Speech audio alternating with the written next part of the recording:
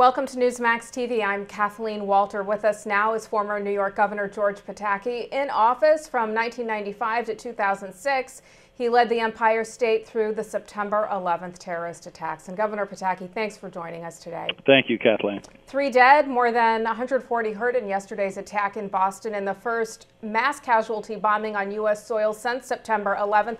Were you surprised by yet another deadly attack on U.S. soil?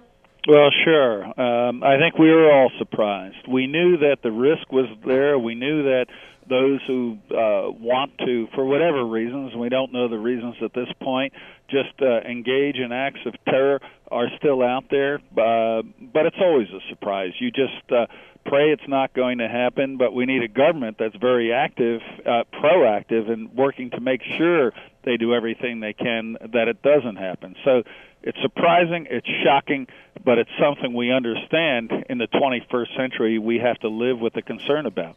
President Obama today said that authorities still didn't know whether the attack was foreign or domestic, the work of a group or an individual, or what the motive might be. What are the parallels and differences that you see in investigating the attack in Boston versus the attack on 9/11? And what do you see as the challenges of this investigation? Well, clearly, the morning of September 11th, it was obvious that this was a coordinated attack from organized overseas by a very highly motivated and trained terrorist network. And so immediately you had to take the steps to be concerned about other possible attacks. And obviously it just created an enormous reaction on the part not just of the United States but the world to ramp up our efforts to find, to kill, and to protect us from those who had engaged in this action. Now we just don't know. And one of the most dangerous things is to speculate that it could be Group A or Group B. It could just be a crazed individual with a personal grudge. And we just have to have confidence that the authorities are and will do everything they can to determine what happened, to bring them to justice, and to learn from this, as we always must do, to make sure we're as safe as we can possibly be. Mayor Menino of Boston vowed that Boston will overcome this. Based on your experience with 9/11 in New York, how does the city begin to put the pieces back together, to move forward and to return to normal? Well, Boston will overcome this, and they will come back stronger, as New York did. And first of all, it requires all of us, the entire country, rallying behind a city and people who have suffered this hideous attack. And New York wouldn't have come back as strongly or as quickly as we did without the whole country helping us. And we do have to give our prayers to the people of Boston, but also to the extent we can do something like take a business trip there, go stay in a hotel, go eat in a restaurant, support those now who are going to be risking the collateral impact. And the second thing is we can't live in fear. You know, we just, this is America, and we have the right to be proud of our freedom and to live in confidence of that freedom. And of course, the concerns are out there. You have to be vigilant.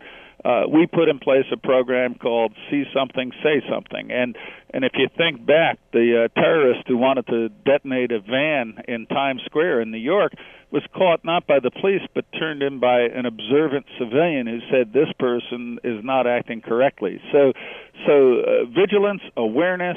If there's something out of the ordinary that looks dangerous, report it to authorities. But don't live in fear, and don't let those who would try to exploit our freedom for their own evil ends have the last word here. Governor, in the wake of 9/11, a number of cities have made upgrades and changes to security. They've changed how they respond to mass casualty incidents such as yesterday. Also, do you think Boston was maybe better prepared to respond to this because of lessons learned from 9/11? I think America is far better prepared, both proactively to protect ourselves, but then in those horrible instances like yesterday where we have to react, to be able to react quickly, compassionately, and in the most effective way possible. And Boston, by all accounts, has done that. They were ready. They have reacted appropriately. But again, if you look at the pictures, Kathleen, and one of the things that has always struck me about September 11th is, sure, people run away at the initial explosion, and they're afraid, and rightfully so. but you look at the EMTs, you look at the police officers, you look at just civilians running to the site and helping their fellow Bostonians, their fellow Americans, and that is always what has gotten us through crises in the past, and in particular September 11th. The thousands, not just of first responders who we have tremendous pride in, but of just civilians from every walk of life who set aside their daily lives, risked their lives, and in some cases gave them to help their fellow human beings. And we just have to hopefully understand that we have so much in common. We have so much that brings us together every day, that it shouldn't take a hideous terrorist attack like yesterday in Boston to get us to appreciate each other simply for our basic humanity. Governor Ed Rendell of Pennsylvania told Newsmax there's no way to stop an attack at a sporting event like this. Do you agree with him, and is there any way this could have been prevented? Well, you just do everything you can. As